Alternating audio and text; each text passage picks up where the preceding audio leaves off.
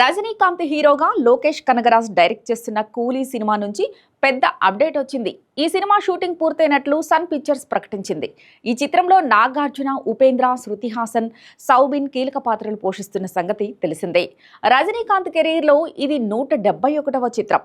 మరి ఈ cinema shooting పూర్తయిన సందర్భంగా మూవీ టీం వదిలిన వీడియోలో ఏముందంటే, ఈ వీడియోలో రజనీపై లోకేష్ తీసిన కొన్ని మేకింగ్ సీన్లు చూపించారు. అలానే నాగార్జున, సౌబిన్, శృతి హాసన్, సత్యరాజ్ కూడా కనిపించారు. కానీ ఎక్కడా ఉపేంద్ర మాత్రం కనిపించలేదు. అయితే సినిమా విడుదల తేదీని కూడా ఇంకా ప్రకటించలేదు.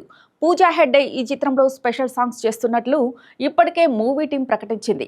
ఖైదీ, విక్రమ్, లియో లాంటి సూపర్ హిట్ చిత్రాల తర్వాత లోకేష్ కనగరాజ్ తీస్తున్న సినిమా ఇదే కావడంతో భారీ అంచనాలు ఉన్నాయి. అయితే ఈ చిత్రం లోకేష్ సినిమాటిక్ యూనివర్స్లో భాగంగా కాదని కూడా లోకేష్ ప్రకటించారు.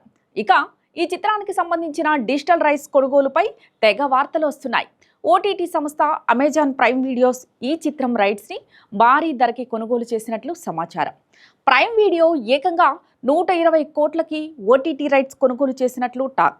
ఈ రేంజ్లో కూలీ సినిమాకి ధర పలకడం అందరినీ ఆశ్చర్యపరిచింది. ఎందుకంటే జైలర్ తర్వాత రజనీ చేసిన వేటయాన్ పెద్దగా ఆకట్టుకోలేదు. పాజిటివ్ రివ్యూలు వచ్చినప్పటికీ సినిమా వసూలు ఆశించినంతగా రాలేదు. మరోవైపు లియోతో హిట్ కొట్టినప్పటికీ లోకేష్కి కూడా ఊహించినంత విజయం కాదనిపించింది. ఎందుకంటే ఖైదీ, విక్రమ్ 2 చిత్రాలకి భారీ రెస్పాన్స్ వచ్చింది. కానీ లియో విషయానికి వస్తే ఫస్ట్ హాఫ్ అదిరిపోగా సెకండ్ హాఫ్ కాస్త ట్రాక్ తప్పినట్లు అనిపించింది అంటూ చాలామంది ఫ్యాన్స్ అభిప్రాయపడ్డారు. అయితే కలెక్షన్ల పరంగా లియో గట్టిగానే రాబట్టింది. దీంతో ఇప్పుడు కూలీతో భారీ బ్లాక్ బస్టర్ కొట్టాలని లోకేష్ కసిగా ఉన్నారు. ఈ చిత్రంలో నాగార్జున కూడా ఉండడంతో తెలుగులో కూడా మంచి బజ్ ఉంది. మరి నాగ్ ఇందులో ఎలాంటి పాత్ర పోషించారో చూడాలి.